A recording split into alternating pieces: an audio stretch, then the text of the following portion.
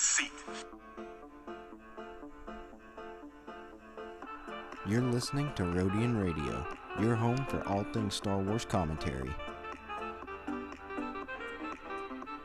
Check out our social media and subscribe to our YouTube channels for our most recent giveaways and celebrity interviews.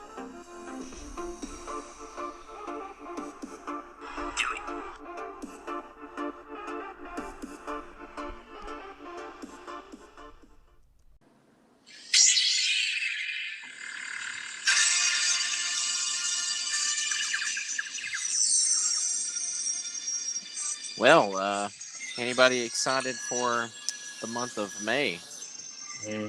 For no particular reason. Oh boy, Kenobi, right around the corner. Almost less than a month away. Can't wait for that. Super excited for that. Okay, welcome everyone. My name is Chase, and you are listening to Rodian Radio, the one and only Star Wars. I wouldn't say the one and only, but we are one of the very best Star Wars podcasts that actually cover everything Star Wars. Okay, so I am here with my good friend Danny. Hello, everybody. Welcome to be back. Okay, and for tonight's show, we are going to take a turn of events here, and we're going to go off the hip with our show about what we're going to talk about. So first of all, we're gonna go over a little bit of news that we got for the Gold Cruiser and today in Star Wars history. Other than that, we're going to get right into our show.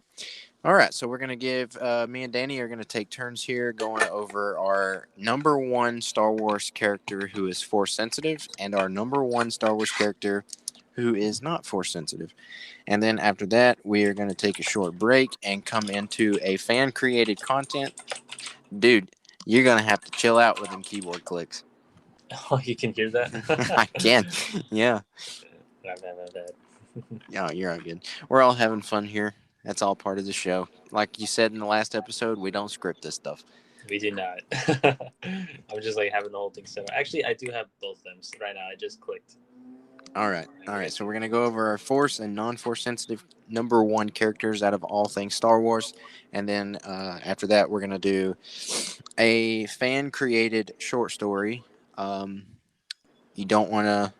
I mean, it's definitely going to be interesting. It takes place in the original trilogy. So we'll talk about that more when we get here.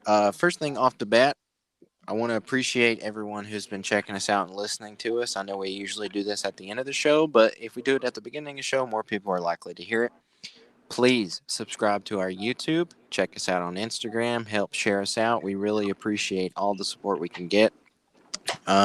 If we can get up to 100 subscribers on our YouTube channel, we will be giving away one of our Rodian Radio hoodies. You can find a picture of those on our Instagram. If you would like to be a part of the show, send us questions, topics to talk about, just all around comments, good or bad, or the ugly, you can send us those at RodianradioPC@gmail.com.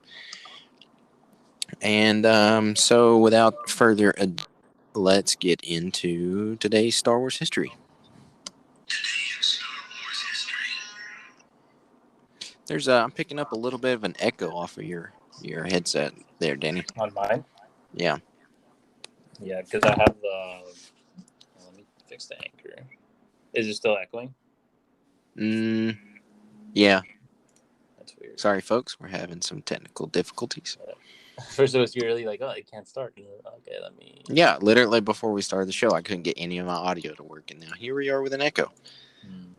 So we do apologize for that. Please be patient while we fix this problem. This is a great way to start off a show.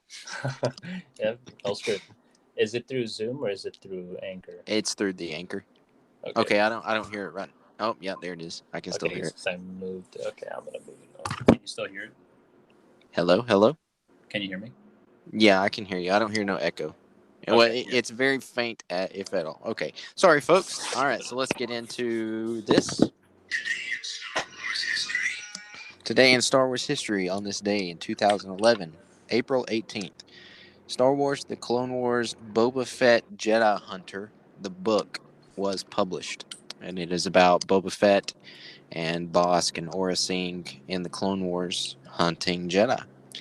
So I never actually even heard of that book until today.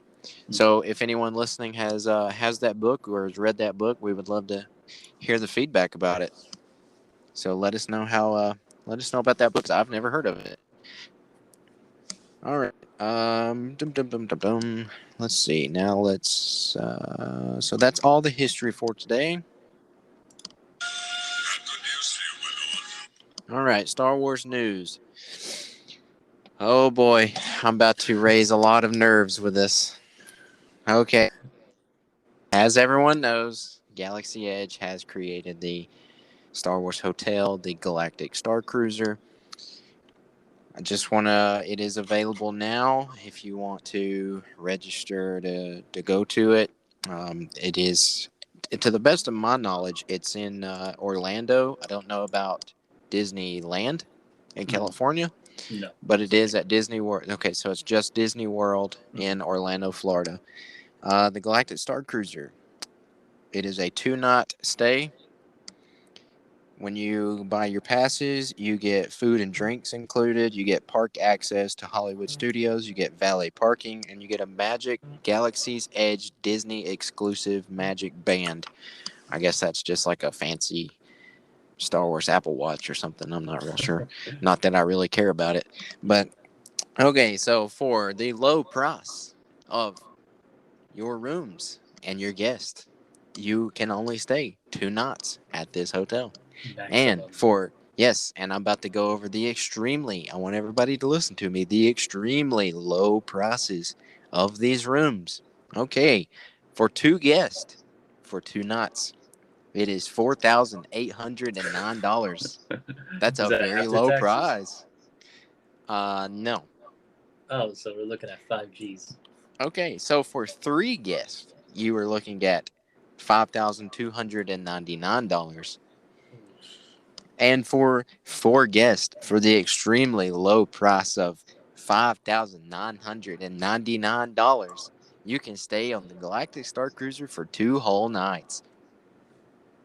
So what you're telling me is that you can either A, buy a used car, or B, a down payment on a new car. Exactly. So exactly. Just to clarify, it's just basically a down payment on a car or buying a whole car. Just think of it like that. So, folks, forget about your 4-person family. Forget about that car you need. Forget about them bills you have to pay. Just go ahead and throw 6 Gs on this non-Star Wars related hotel, folks. Only for 2 nights. For 2 nights only. That's 48 hours. 48 hours.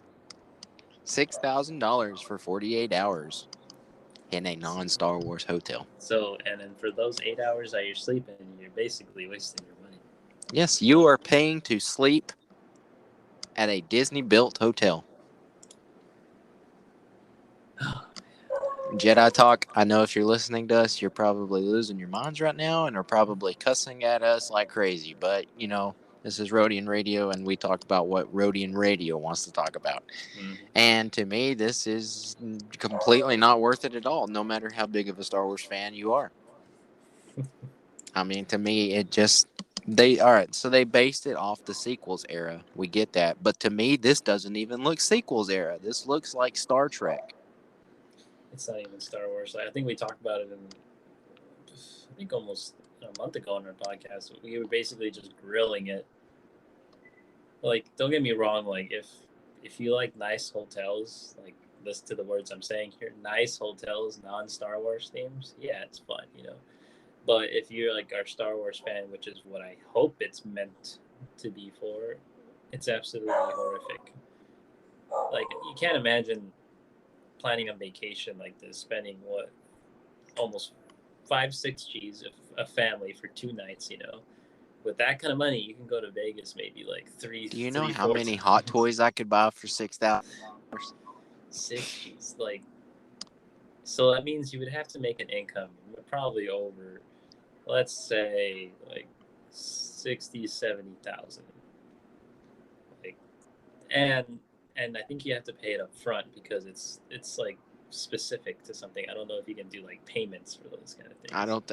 I don't know if you can do payments or not, but if anybody wants to check that out, I mean, by all means, if you want to do it, go ahead and do it and share us your experience. We'd love to see it. I mean, it's Star Wars, but it's just not Star Wars to me. And this is coming from somebody who grew up with Star Wars ever since they were, 1-2 years old. Big Star Wars. Yeah, big Star Wars. But if you want to check it out, you can go to I think it's the Disney Parks website. I'm not sure what the website is, but if you just go to Google and type in Galactic Star Cruiser tickets or whatever, it should pull up. So if you want to check that out, it's available now, and you can stay 2 nights for the low price of $6,000. That's not that bad. No, that's like a down payment on a Hasbro Pulse exclusive. Oh, please. Please, no, Hasbro. Oh, boy. Oh, okay. So now getting into the meat and potatoes of tonight's show, me and Danny are going to go over our top Force-sensitive Star Wars character and our non-Force-sensitive character. Would you like to start first, or do you want me to start first? I think you could start first on this one. Okay. All right. So my number one Star Wars character that is Force-sensitive, to me, it would be Qui-Gon Jinn.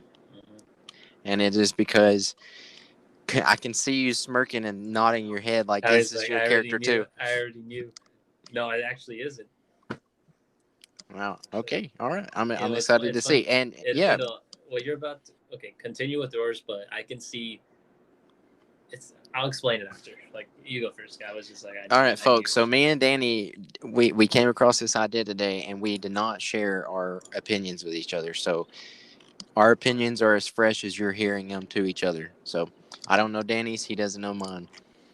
So Qui-Gon Jinn to me is my number one Star Wars character that's Force sensitive, because Qui-Gon to me is the definition of a true Jedi. He was never influenced in any other way outside of the Force. He let the Force guide him, even when the other Jedi Masters and Jedi Knights, even Yoda, was politically influenced during the Clone Wars, and it clouded the Yoda says the dark side clouds your visions or whatever. And during Palpatine was the one who created the Clone Wars and all that, which was the dark side, which clouded all of the other Jedi. Qui-Gon to me was never clouded by anything, and I can already hear the people now, well, if Qui-Gon was so great, why did he die in the first movie he was in? Well, that's because, think about it. He was meant to die. Well, not just that, but think about it. If Qui-Gon had never died, we would never get Darth Vader in the whole Skywalker story. All right?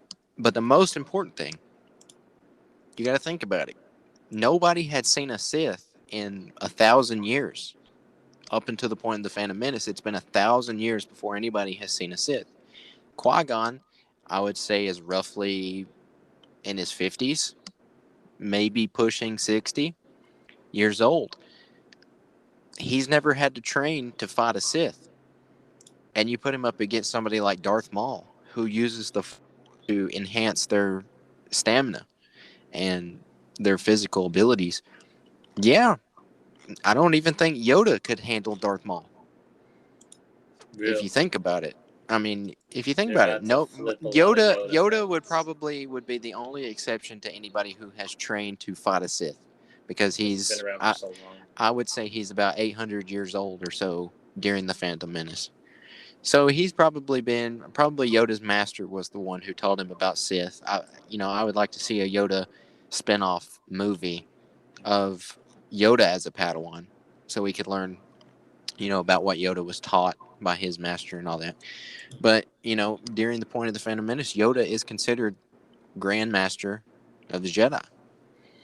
And, but Qui-Gon to me is probably my number one Force-sensitive character, just because he is the definition of a true Jedi, in my opinion. Yeah, I agree. I somewhat agree with that. Oh, here we go. But continue. That's all I had for that pick. So if you want to give yours, and then we'll move on to non-Force sensitive. Okay. So honestly, I recommend the true overall Jedi, who is also more human in a way, is Obi-Wan Kenobi. Obi-Wan Kenobi is the Padawan of Qui-Gon. I'm just like, wow, look at that coincidence that you picked Qui-Gon and I picked Obi-Wan.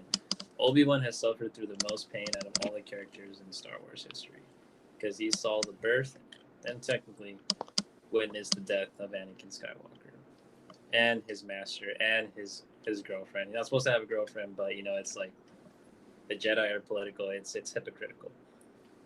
Obi-Wan has never ever turned to the dark side. He's been close. He's been a hair thin, but he draws the line on where he needs to be. He is the type of character where he understands where he is in his place and what he needs to do. He doesn't do more. He doesn't do less. During the Kenobi show, they explain his obviously he's going to be defeated. Like, just think about it. Like all your friends, your mentors, like they're all dead from the same army that they created, that Obi-Wan first sought out to look over. It's like he somewhat feels responsible for this whole process, because he was the one to announce it to the council that, hey, we have this army somehow, and somebody's like paying well for this. And just basically, he even defeated Maul 3 times, and he still didn't show hate towards him, and more of pity. And I'm sorry, not pity, I mean more of well, I don't know if I can say, but he felt sorry for him. There was a lot of balance with Obi-Wan. Obi-Wan has not broken his balance. I just played that audio, and I don't know if you heard it or not. No, I didn't hear it. Okay, it was this. I didn't even hear it. What is that? I can't even. I don't even know what it's saying. Oh, well, it's just Darth Maul screaming Kenobi. Yeah, his character has definitely shown growth. If out of all the characters that have issues and find ways to overcome them, it's Obi-Wan. Even though he has gone through a lot of challenges, especially what we're going to see in Kenobi, I expect to see low-key of a hermit Kenobi, but not the level that Rian Johnson created for The Last Jedi. The difference between Kenobi and Rian Johnson's Luke is that Kenobi is defeated. That's normal, he literally took the biggest L in the whole galaxy. While Rian Johnson, Luke, he actually beat the Empire. He's got something under his belt. He actually accomplished something. If you really think about Obi-Wan's accomplishments, he didn't have many. There aren't any, to be honest, compared to Luke. And then they make Luke a complete hermit, out of the left field, destroyed the character. But anyways, back with Kenobi, there was always some sense of hope, no matter how bad this man was beaten to the ground. I feel like Kenobi always had determination about what his purpose was. He was a balanced user. I don't think Kenobi ever lost sight of what was important, which was the Force. Yeah, and on top of that, if I had to do a second pick, it would be Ahsoka. Ahsoka is the same thing like Obi-Wan, except she didn't really have a relationship, except that one dude in the Clone Wars. But other than that, oh yeah, what was his name? I forgot what his name was. I think it was it wasn't Klieg Lar. No, that's completely different. Oh man, now you have gave me this ginormous. But you see his face. You see his face and everything, right? You've given me this enormous anxiety now, because I cannot figure out this guy's name. But anyways, besides, she was a kid. She was an apprentice. Apprentice mess up. Obi-Wan was already a master, and he was already having a girlfriend or whatever, right? So it's slightly different, but a big difference at the same time. So, yeah, Ahsoka would be secondary because she has no emotional attachment. She's literally one with the Force and is only there when she is needed to bring balance. That's how I see it. That's a good Especially, point. it was explained in the horrific book of Boba Fett / Mandalorian, where like Mando 2.0. pretty much, where she basically, what did she like told Mando, like if he delivered it himself, it would be too hard, that he needs to leave, and that like she was just like the middle ground. She would always be the middle ground person. Like whenever there's like a super heavy conflict and it's one-sided, she brings it back to the middle. She doesn't bring it all the way to the right, but she brings it back to the middle. She's basically the most neutral character that there needs to be, which is what a Jedi is supposed to be, but they failed. Yeah. That's pretty much it. Well, it's like I think it was it Luke Skywalker who said the Jedi fell. The Jedi's peak was the Galactic Republic. Somebody said that in Star Wars, I think, which is very true because the Jedi peaked right before the Clone Wars. Yeah, like, and they were just basically like monks with laser swords. Yeah. What do you expect me to face the First Order with my laser sword? Like, come on, Ryan Johnson, really? If you really think about it, the only thing that Ryan Johnson got right about the history of the Jedi was that they're a history of failure. The sacred Jedi text. I'm not talking about the dialogue here. I'm just talking about the idea that the Jedi were losers, and knowing the Sith as conquerors, they got what they wanted. What did the Jedi ever accomplish? They never got balance. They were literally like millions and millions in debt, and then they barely brought it back to zero. And they never passed like above. Like if I had to do like on a money scale, they've always been negative. And if they bring balance and everything, it always goes back to zero. It's never like a gain or anything like that. Yeah. Like, so if it was between a Jedi and a Sith winning, most likely a Sith, because they'll literally cut corners and do whatever they can. The Sith are like, I mean, they're snakes. Yeah, they literally have better fighting tactics, better power. They literally kill their own master just to become the master. Yeah, literally to be dominant. Like you can't have a dominant force versus a passive, like you need like an immovable object with like an unstoppable force. Like you need that bad. Like Jedi would get bulldozed. Like, they would, and they did by their own army. Yeah, their own army that they created. It's just like George Lucas said, it's poetry. Well, I kind of disagree with you about the Jedi creating their own army because, we all know that Sifo-Dyas gave the order, but I think Count Dooku killed Sifo-Dyas and took his identity. Mm-hmm. And I think Count Dooku was the one who created the clone army. But he was still he was technically a Jedi. Because before Count Dooku became a Sith, I wouldn't even say he was a Sith. He was more of a Force user. Elegant Force user on the dark side. I wouldn't even say he was a Sith. But Count Dooku and Sifo-Dyas were basically best friends when they were both Padawans. Yeah. So, I don't know. Maybe that can be a topic for another show because I don't want to go too in depth about Count Dooku's history. Yeah. But yeah, that's a good point. That's a good point. Qui-Gon and Obi-Wan. Good point.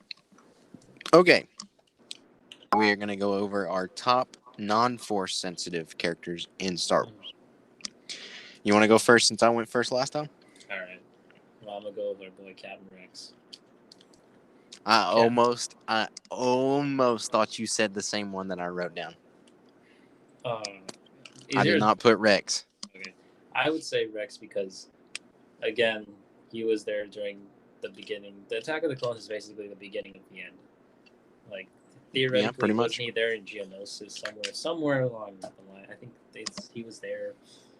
And, like, he basically witnessed, his brothers dying. Like, they weren't just clones, like, they actually treated them like different people with different personalities, which I did a really good job with D. Bradley Baker. He did an absolutely amazing job. Like some people would be like, oh, it's just like, the same character. How do you expect to have? But they all have different personalities. They all have, my favorite still is, my top 5 favorite is still Heavy. And he was in like, maybe like 2 episodes or like 3-4 episodes. He was 1 episode. But he was also he was also in Clone Cadets. But as a 100% active duty clone trooper, heavy. If they make a Black Series heavy, I will forgive them for their sins. But anyways, Captain Rex has worked with many other Jedi's, not besides like Luke. Anakin, Obi-Wan, and Ahsoka. You know, like they've gone through missions, they've done a lot of stuff. You know, and then when it reaches to the point where he had to do Order 66, he literally fought it. That, like any other clone, you put Commander Fox, I would instantly blast somebody, or like Commander Bly or like Commander Green. They all did. Well, I think Wrecker fought it a little bit. Yeah, it's true, but Wrecker was already like a bad batch, so then maybe that was it.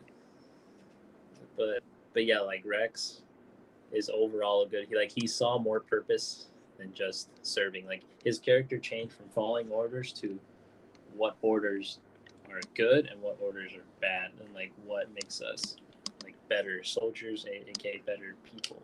You know, the moment for me when I think Rex changed his perspective is when he met Cut LaQuaine. Yeah, what the deserter. Yeah, I think that was the moment that changed Rex's perspective.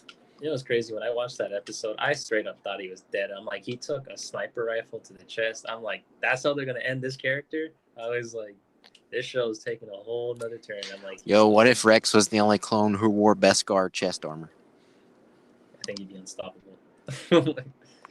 Because he was very tactical, very swift, but he wasn't like. He had that plot armor. Yeah, he wasn't like hands on. Like he wouldn't be something like the Bad Batch. The Bad Batch just goes straight down the middle. You know, like Rex is like, you know, strategically like they do like fancy stuff. You know, like you know, Bad Batch is simple. They're like just run it down the middle. It works every time. Yeah, every time. Every time. Now, you want to talk about somebody who's got plot armor? That is Din Djarin. And I've said it over and over again. The dude does not get injured unless he does it to himself. Yeah. Beskar or not, even when he was in Durasteel, he did not get injured except from the Mudhorn and the Jawas. That's true. And, I mean, you can... And the Blurg kind of, you know, roughed him around. But... Yeah. I was finishing with, like, Captain Rex, and I think it hit really hard when Order 66 happened and he had to betray his brothers, basically. Like, he knew, well, Rex is the character that knows what's right, even though it sucks. Like, he had to basically kill his brothers because they were basically gone. They were already brainwashed, and then they needed to get out, you know? Like, that kind of, those kind of decisions don't, like, rub on people. They just don't rub off easily, and we need to see. And even in Rebels, he had a little bit of PTSD with like, the Battle of the Droid things. Like he was literally like grilling Ezra because Ezra thinks it's a game, you know. Yeah. And Kanan gets it, even though he straight up hates clones. You know, like he understands where he's coming from. So it's just like the amount of things that happen in Rex in the 501st. Because you just imagine like. Well, you got to think about it. Rex was a first generation clone trooper, so he's been around since the very beginning. Yeah, phase 1. Even before Attack of the Clones, he was in training. Yeah, like that's crazy. And like his arc is really good. Unfortunately, I wish Disneyland. Imagine if they made, instead of Galaxy's Edge on those terrible Star Wars sequels, they made it based off the Clone Wars. I would have to move to Florida. Florida. Dude, I would probably. I would have to move. Everything was Clone Wars themed. Like, I get it; they were trying to promote the movies, but if, like, they're just trying to like suck up as much money as. That's just how business. You know, as a big corporation like Disney, and if you bought something as big as Star Wars, probably the most known franchise of anything, if you bought that, and you wanted to make a park based on that. Don't you think it would be better to make a park on what started it instead of what you made it to be? Like, I wouldn't be mad if they went back to like the original ones. That's what I'm talking about. Like, if you think about it, what if they made a styled park? Do you know how many middle-aged and older men and women and the young ones who get it too. And the young ones who grew up with it Do you know how many people they would have versus what the sequels are? Because the sequels pertain to the younger generation. And Disney also, I mean, there's also been reports that Disney, before like they initially like took out the mask mandate, that like the Galaxy's Edge was dying because things were overpriced. Nobody wanted to go on like the Falcon ride because it was based on Rey, whatever, like that era, and like the I get it, they're trying to promote the sequels, but if the sequels will not last as long as the Clone Wars. The Clone Wars was literally canceled and brought back because like, and how long is the Clone Wars? Let's say 2007, 2008. So over like 13 years, and the sequels they haven't even. When was the last sequel movie? 2019? 3 years? 2019. Ago? And it's irrelevant now compared to. It really is. Like, how many times do you hear people talk about the sequels?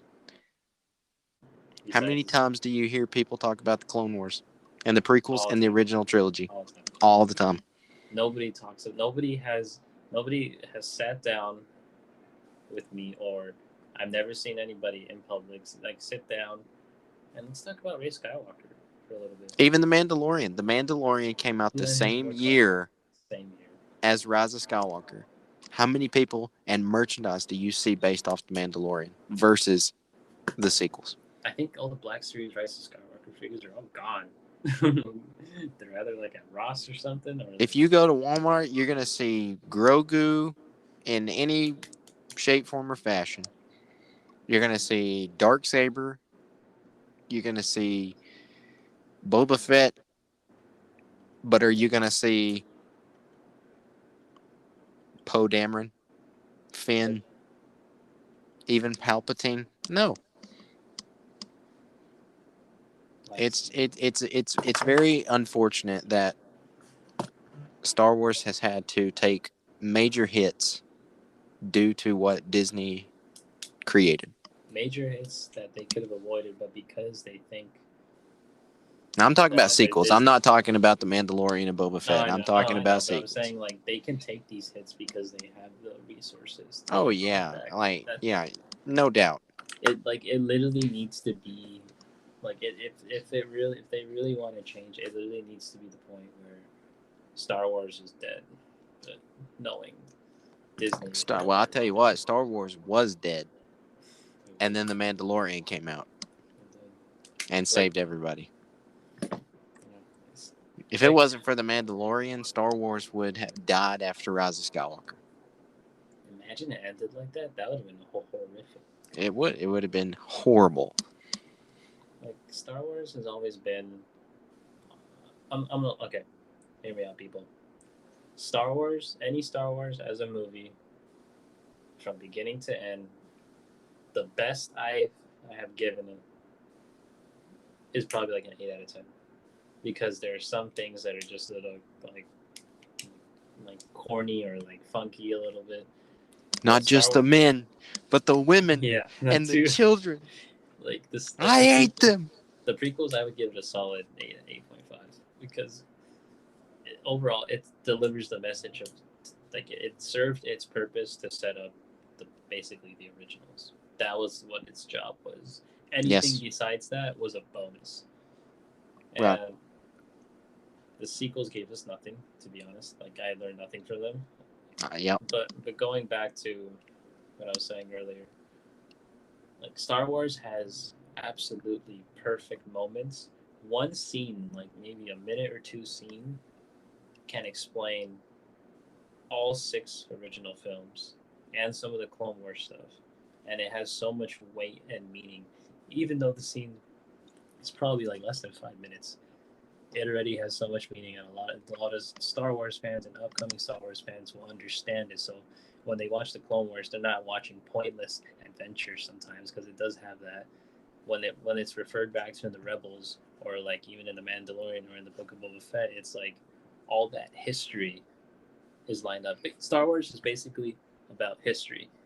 If it's really hard not to watch Star Wars for me anymore without knowing the history. Like, and it's unfair sometimes because someone's not always going to be fully invested in it. So when they talk about, I think, the Mandalorian and Cad Bane, for example, someone who's never seen the Clone Wars would be like, who is this blue-faced guy that came from Las Vegas? You know, like it's not fair. But I understand like why people got excited and why people were like not excited. So there needs to be a little bit more, I think, effort put in from the fans, the ones who don't get it and just criticize it. I'm like, there is history. Star Wars is all about character, has a lot of history that technically you should have known before watching this show. Star Wars, you can't just watch the show to watch it. It sucks, but that's how it's always. You have 40 years of content, and you have the internet. It takes you like 0.5 seconds to look it up. It's all You know, if you watch all 1 through 6 movies, 1 through 6, after you watch that, the scene in A New Hope when Ben Kenobi tells Luke, "Your father was like the most skilled starfighter pilot and warrior or whatever, all this, and a good friend." That one line made up 3 movies and made up 3 movies and the Clone Wars. Amazing. You know what I learned from the sequels? That Rey can bypass the compressor. And did you see the meme like she bypassed the compressor? He's like, "You did what?" And the thing blew up. Yeah, that's what the sequels did. Okay, all right. So moving on to my number 1 Star Wars non-Force sensitive character is Jar Jar Binks. No way. I am totally kidding. I just wanted to get everybody wound up for a minute. No, I'm totally kidding. All right, so I based my decision off of skill, weapon accuracy, and just all-around character growth. To me, that's Cad Bane.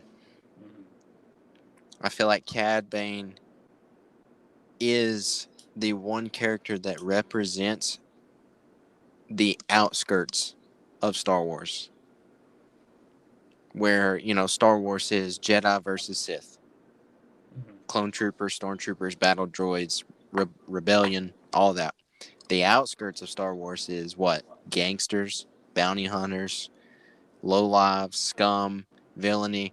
Cad Bane represents all of that to me. Not to mention, he hits every target, every time. Not to mention, not to mention, he's ruthless. He doesn't care as long as he gets paid. That right there represents everything outskirts Star Wars to me. And I think Cad Bane is my number 1 pick for a non-Force sensitive character. And honestly, his characters and costume will never go out of style. No, it's literally the outlaw of Star Wars. His costume, his persona literally defines what Star Wars is. Besides the Jedi and the Sith. Space Western. That's literally what George Lucas was aiming for. Space Western, and Cad Bane represents that look.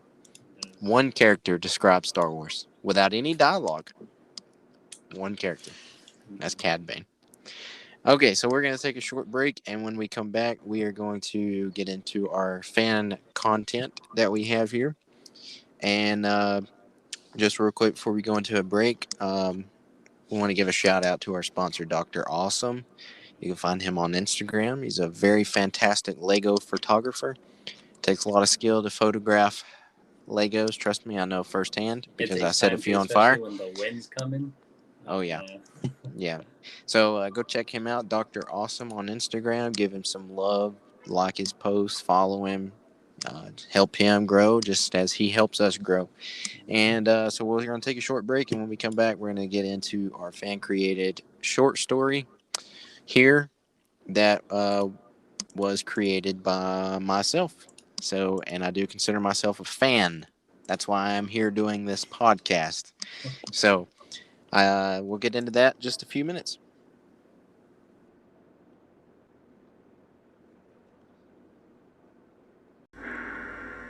Join the dark side of the Force and subscribe to Rodian Radio on YouTube. Okay, welcome back everyone to our episode here of Rodian Radio. All right, so now to get into this fan story, I created myself a few years ago. I just, got down in my notes one day and started writing away and wanted to create my own story of how I see Star Wars if I was to create my own character and story for him.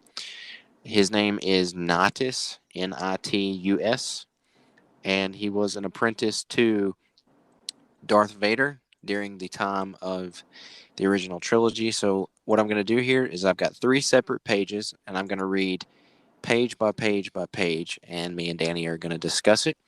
After we get through here in this short story, I would feedback about it. Send us comments on it on our YouTube or over our email, just to, if you enjoyed it, if you didn't enjoy it, what you would change, what you liked about it, so on and so on. So, without further ado, let's get into the first page here. All right. Starts off. Darth Nitus was born on the planet Dornane and grew up under the law of the Empire. Dornane was one of the 5 secret planets that the Empire kept troop barracks and fuel tanks during the Galactic War. Dornane was then visited by Darth Vader, who had terrible intentions for Dornane. After the first Death Star, Vader felt the Empire was weak and vulnerable, and so in showing the Empire they need to be completely rebuilt, he slaughtered the entire Imperial base on Dornane, along with civilizations nearby, which included Nitus's home. Vader allowed one Imperial officer to live so he can report to the other outposts and camps the message Vader was sending out. Meanwhile, Vader found Nitus hidden under an AT-ST walker that had been scrapped for parts. He then brought Nitus back to the Destiny 12, Vader's personal destroyer, and trained him, for he knew Nitus could one day connect with the Force. There's page 1. What are your thoughts about that, Danny? That's really interesting. I like the name of it, and then it sounds like the. When did you write this? Like how long ago? Oh man, it's been like 4 years ago. 4 years, yeah. I could see the inspiration coming from. Was it? I was gonna say The Force Awakens. The Force Unleashed. Yes. Kind of like the same way, yeah. But except it was like an Imperial base, not like on. I think Kashyyyk was in Force Unleashed. Yes, it was Kashyyyk. That's really cool. Yeah, Vader. Yeah, because who knows what Vader did during his time. Like, so that could be a possibility. Sometimes it could be a different name, but like the same idea still goes to it. Because I feel like Vader always had a resentment towards Palpatine because he told him that he would help Padme live, but he's like, "Oh, but you killed her." So yeah, and keep in mind this is after the first Death Star, so all the Inquisitors are gone. Yeah, so it's like unless Kenobi proves us wrong, and there's a few living. Yeah, who knows? But yeah. Okay. Overall, it's so good. So, what are your thoughts on it? Like, how can you think you can make it better, or like, do you think you want to keep Oh it man, this? I would just make it longer because I've only got 3 pages wrote down. So basically, this is just like an introduction to the story. Uh-huh. This is just, if I could create my own character, who would it be, why, and how? All right, so page number 2. Vader held Nitus on the destroyer, Destiny 12, for 9 years in secret, as no other living being knew of his purpose Vader seen. Vader received a transmission from Director Husk that Luke Skywalker was spotted going to Endor system. Nitus was then given instructions to travel to the Dune Sea and retrieve the bounty hunter named Boba Fett, for Vader knew he was alive. Nitus was to retrieve Fett and track down Princess Leia Organa for the Rebellion encryption codes that would wage the war. Nitus was given the choice to use whatever means necessary in order to retrieve these codes. Hold on a second. I think I messed up. Once Nitus retrieved Fett, the bounty hunter's armor was mangled and beaten and been eaten up by acid, which led Boba to retrieve new armor from local Jawas. Holy smokes! Dude, is this not what we saw in The Mandalorian and Boba Fett? I was like, you're barely just realizing. Yeah, like I just realized this is what we saw in the book of Boba Fett. Wow. Copy to Lucasfilm. Wow. Then they were listening to me, and I didn't even know it. Okay, once Nodus retrieved Fett, the bounty hunter's armor was mangled and been eaten up by acid, which led Boba to retrieve new armor from local Jawas. Nodus and Fett found Leia and were quickly ambushed by rebel flame troopers. This allowed Leia to escape, forcing Nodus and Fett to retreat.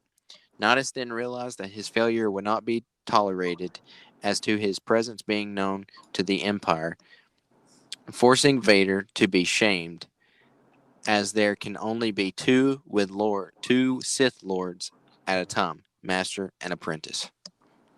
So there's page number 2. I did not know that I wrote the whole thing of Book of Boba Fett 4 years ago. Page 2, Book of Boba Fett. That's really cool. Let's see. Darth Vader, yes. Well, what do you think the character looks like? So in my mind, Darth Nitus was a mix of Darth Maul, Kylo Ren, and he had a Sith acolyte mask, and he carried dual wield sabers. He had a cybernetic arm, but he had sort of a costume design between Maul and Kylo Ren. I can hear like an airplane flying over you. Yeah, sorry, you just flew one right now. But do you know what type of Force user he could be related to? Like is he like? Are you saying like he looks like him, or he like has like somewhat of the personality like him? Like does he have like Force lightning? Does he have? Because there are different Siths that like suck the life out of people. I would say he's got more of a Force ability like Maul. He's very athletic, very stamina, but he's also, even though he's being trained in the ways of the Sith, he's not as dark as Maul is. Yeah. And he's not as emo as Kylo Ren. So, and as we read the last page here, if you're following along with us, I would really appreciate hearing anybody's feedback on this story that I created. So, all right, so page number 3. Nodus knew he would be executed for his failure. Nodus and Fett disappeared from the Outer Rim and parted ways. Nodus retreated to the planet Korriban, which was the home of Sith species lifetimes ago. There he stayed off the grid, never leaving, for the planet was deserted and he knew he would never be found by the Empire. And that is how my story ends. Or the introduction to my story. I wouldn't say this is a whole story, but just the basic concept. And then you can just like fill in the gaps in between. Like so this was my way of introducing Darth Nitus into canon and then taking him out. You should add like missions. Like, what if he ran into like another like other bounty hunters out there? Maybe Cad Bane. You know what? Now that I read this, I found out that I included Boba Fett in this as much as the Book of Boba Fett included Boba Fett in this. You should have sent the script. Yeah, and just called it Mando 2.8. And they're like, need more Gungans. Yeah, need more Gungans. Yeah, it's a pretty good concept. I feel like if I were to write one, it'd be more towards the Clone Wars era, like Black Ops. That's kind of what I do with my photos. Like, I literally try to tell a story and just try to like just get it out to the public. But with your story, I like how Boba Fett's involved in it. Yeah. Because, well, see, this takes place after the first death here that Luke is going to Endor. So this to me is kind of like Mythos version. You know, there was a Mythos Boba Fett, which was in between episode 5 and 6, or I'm sorry, episode 4 and 5, one of the two. So this is sort of my Mythos Vader story. Okay. Nice. Would I? What would it be? It would be interesting if you did like side missions of like. What is this? Is this a video game now? This is a video game with the hot take story. Yeah, or like not like side or like specific tasks. You know, like what if Vader, like, because this was at the point because this is old man. This is probably more towards old man Vader. So what if he somehow manipulated like illusions? Like say like he sent him on a task to prove if he was trustworthy, and he said he had to kill like someone related to Darth. Was it Tinnitus? Nitus. Nitus. And Nitus. Darth Nitus. Tinnitus. Darth Nitus. Yeah. So say it was like a father, or like wait, because we need to. Because what if it adds a little bit more history to the character? So that would be like a Savage oppressed Yeah. situation. Yeah, kind of like that, where like he needs to get rid of his past in some way, and Vader needs him to prove himself that he's able to do that without question, and then it just like leads to suspicion because the Sith are very obviously, like you said, like snakes, but also they're very they don't trust anyone. Like even if like Yeah, they're very selfish. Yeah, like eventually like they respect each other, but at the end they know that one of them's got to go. You know. Yeah. So it's just how much knowledge are you willing to show them. So like if you think about it, the Sith so far haven't reached their full potential because they always leave out just that one little small information that would have given them the advantage to beat them in combat. You know, that's a good point that you make. I would love to see a Sith in its full potential. Like I think who was it, Darth Revan or something like that? Like Darth Revan. Revan. But yeah, like there has to be a Sith because the one who started was Darth Revan or whoever, or what's that one? Darth Bane. Darth Bane. So a fun fact: Mark Hamill actually did the voice for him. Yeah. So what if we saw a true? Because Palpatine was even. I wouldn't even say Palpatine reached his full potential. No, and he was already more powerful than all the other ones. What Jedi or Sith has reached their full potential within the lore? If we're talking canon, I don't think there's been one that I know of. If we're talking legends, I would say Darth Malgus is probably the closest. Yeah. That's Palpatine's. No, Darth Malgus is like the dude that's got like the Bane mask. Oh yeah, that guy. Yeah, that's Darth Malgus. He's in Legends. He's not canon, quote unquote. Oh yeah, did you see? Oh yeah, you saw him in Old Republic, dude. That guy was. Yeah, the Old Republic. That's Darth Malgus. Yeah, like he would have like. I feel like he would destroy Maul. Like he would slap. And Palpatine would walk out with like, I don't know, the wheelchair or something, and then he would literally like separate Vader from his limbs.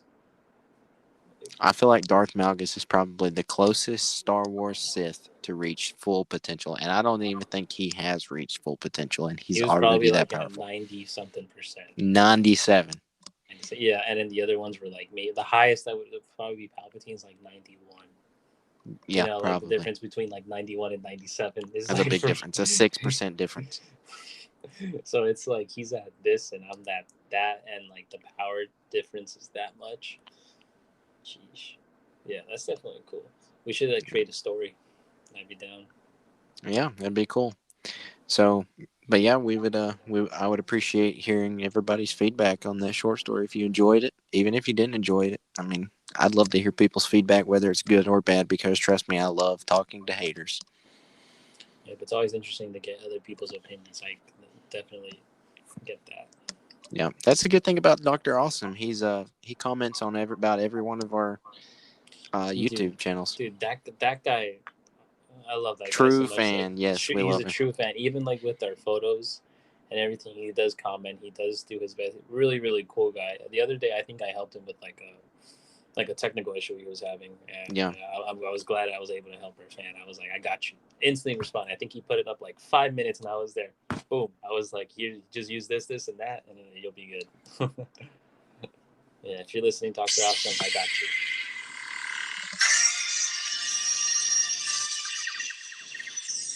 Yes, we appreciate all of our fans and listeners. If you would like to become a sponsor yourself, just like Dr. Awesome, send us an email at RodianradioPC@gmail.com, and we would love to go over the details for you. It's completely free. No payments involved into being a sponsor. Special thanks to Michael Havens over at ICCCon. I will be attending that next weekend. Hopefully, if everything goes great, we will have some very, very good guests on the show. Anything you want to say before we head out of here, Danny? Yeah, just letting you know that we just like to constantly keep people posted like what we do, and also our next biggest event will probably be at the ICC Con. Unfortunately, I will not be able to go, but I'm sure Chase will get really great interviews and meet all the people and just expand our Rodian Radio. Those Just like interviews are going to franchise. be our It's gonna be bazooka in the something. bag. So They really will. I guarantee you guys that it'll be something you want to listen to. Like, we're not the type to like clickbait or anything like that. Like, we actually do speak our minds. We come up with like facts and stuff like that. Sometimes we do say crazy things like Chase said, like Jar Jar was buried 9 years ago. He's just kidding. We know. yeah, we're just kidding. We don't Like, script this stuff. we try to just just let everybody know like we basically speak for the majority of the fans. Obviously, there's different opinions in Star Wars. It's just like I think Chase like the Wild Wild West. But at the same time, we can all agree that Star Wars is life. It is. Star Wars is life. All right. So, yes, it is our passion. So we appreciate everyone listening. My name is Chase. This is Danny. And until next time, may the force be with you on Rodian Radio.